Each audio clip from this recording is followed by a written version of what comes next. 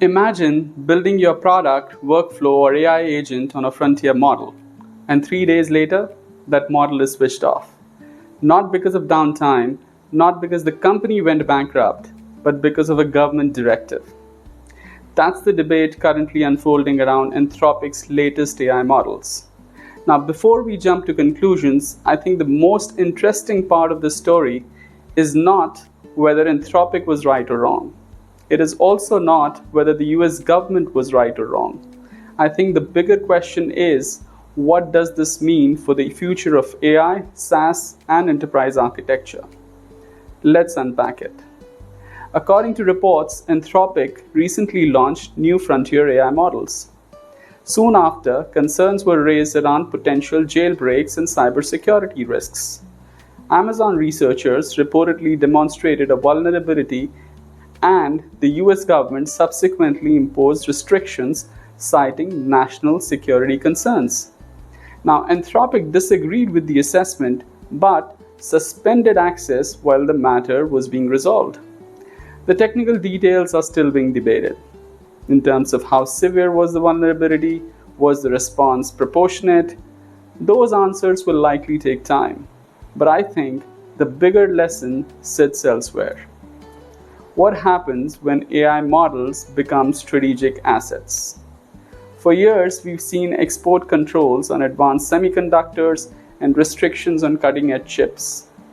Now we may be entering a world where frontier AI models themselves are viewed as strategic infrastructure. And that changes the conversation. For years, we treated AI as software. Increasingly, governments may start treating frontier AI the way they treat semiconductors, telecom networks, energy infrastructure, or digital public infrastructure. Because when technology becomes infrastructure, access becomes a strategic question. And that brings me to a second lesson from this episode. Access should not be confused with ownership. Many enterprises believe they have an AI strategy because they have access to GPT, Claude, or Gemini. But access and ownership are very different things. Access can change. Policies can change. Commercial terms can change. The capability you truly control is very different from the capability you merely consume. Now, personally, I do not believe that companies like Anthropic, OpenAI, Google, or any other frontier labs would have their models switched off routinely. In fact, their business models depend on global adoption. Their ecosystems depend on developers building on top of them. Their revenues depend on applications being created worldwide. Which is why I suspect this was actually viewed as an exceptional national security issue rather than a normal business decision. Now, whether that assessment ultimately proves correct or not remains to be seen. But the event itself highlights something important. AI is becoming more than software. It is becoming infrastructure. And that brings us to another debate gaining momentum, particularly in India, which is, do countries need sovereign AI capabilities? Well, my answer is yes, but perhaps not in the way many people think. Sovereign AI does not necessarily mean every country has to build its own OpenAI or Anthropic. There may be opportunities to build smaller models, language-specific models, sector-specific models, and architectures designed around local needs and use cases. And this is where India has an interesting opportunity.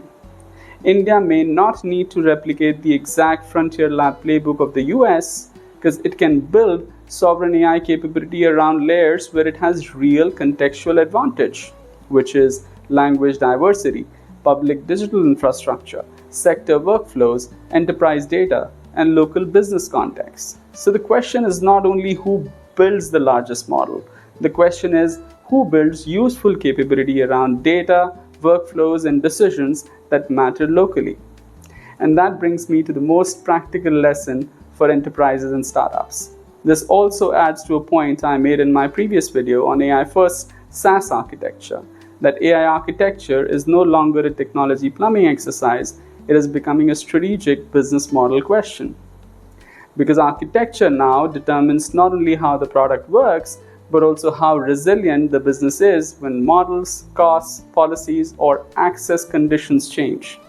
And this Anthropic episode makes that point even more profound. I don't think the lesson is panic. The lesson is architecture.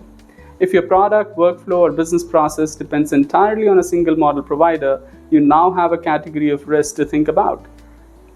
Not just technical risk, not just commercial risk, but regulatory, geopolitical, and policy risk. That does not mean every company needs multiple models running in parallel, but it does mean leaders should start thinking about how easily can we switch providers. Do we have fallback options? Have we separated business processes from model providers? Because the model may be the engine, but the architecture determines whether the vehicle keeps moving when the engine changes. And perhaps that is the real lesson from this entire episode. The Anthropic story is not really about Anthropic. It is an early glimpse into a future where AI is no longer just a software discussion. It is becoming a strategic infrastructure discussion. And the real question for every country, enterprise, and startup is not what AI they can access today.